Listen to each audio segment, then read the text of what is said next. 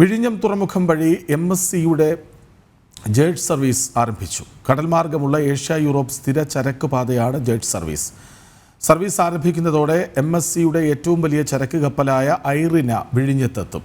Jet service വരുന്നതോടെ MSCയുടെ കപ്പലുകൾക്ക് സ്ഥിരമായി വിഴിഞ്ഞം തീരത്ത് വന്നുപോകാം. വിഴിഞ്ഞം തീരത്ത് ഇനി സ്ലോട്ടുകൾക്ക് വേണ്ടി കാത്തു നിൽക്കാതെ MSCയുടെ കപ്പലുകൾക്ക് യഥേഷ്ടം വന്നു പോകാം. ഒരു തുറമുഖത്തെ സ്ഥിരമായി ബന്ധിപ്പിക്കുന്ന ചരക്ക് പാതയാണ് ജാറ്റ് സർവീസ് എന്ന് പറയുന്നത്. ഏഷ്യയെ യൂറോപ്പുമായി ബന്ധിപ്പിക്കുന്ന കപ്പൽ പാതയിലാണ് വിഴിഞ്ഞം അന്താരാഷ്ട്ര തുറമുഖം സ്ഥിതി ചെയ്യുന്നത്. സ്ഥിരമായുള്ള കൊറിയർ സർവീസിന് സമാനമായുള്ള രീതിയാണിത്. അങ്ങനെയെങ്കിൽ കൂടുതൽ കയറ്റു ഇറക്കുമതികൾ വിഴിഞ്ഞം തുറമുഖത്തിലൂടെ സാധ്യമാകും. തുറമുഖത്തിന്റെ പ്രവർത്തനങ്ങൾ ആരംഭിക്കുന്നതിന് മുന്നേ തന്നെ നേടുന്ന നേട്ടവും കൂടിയാണിത്. വിഴിഞ്ഞം തുറമുഖത്തെ ജാറ്റ് സർവീസിലേക്ക് ഉൾപ്പെടുത്തിയതോടെ MSCയുടെ ഏറ്റവും വലിയ ചരക്ക് കപ്പലായ ഐറിനയും മറ്റു കപ്പലുകളും വിഴിഞ്ഞം തീരത്തെത്തുമെന്ന് അധികൃതർ അറിയിച്ചു. നിലവിൽ MSCയാണ് കൂടുതൽ ചരക്ക് വിനിമയത്തിനായി വിഴിഞ്ഞം തുറമുഖത്തിനോട് താൽപര്യം പ്രകടിപ്പിച്ചിട്ടുള്ളത്.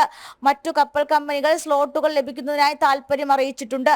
ഏഷ്യ, കൊളംബോ, വിഴിഞ്ഞം, കാനഡ, യൂറോപ്പ് ഇങ്ങനെയാണ് MSCയുടെ ജാറ്റ് സർവീസ് ഉൾപ്പെടുത്തിയിട്ടുള്ളത്. ജനം, തിരുവനന്തപുരം.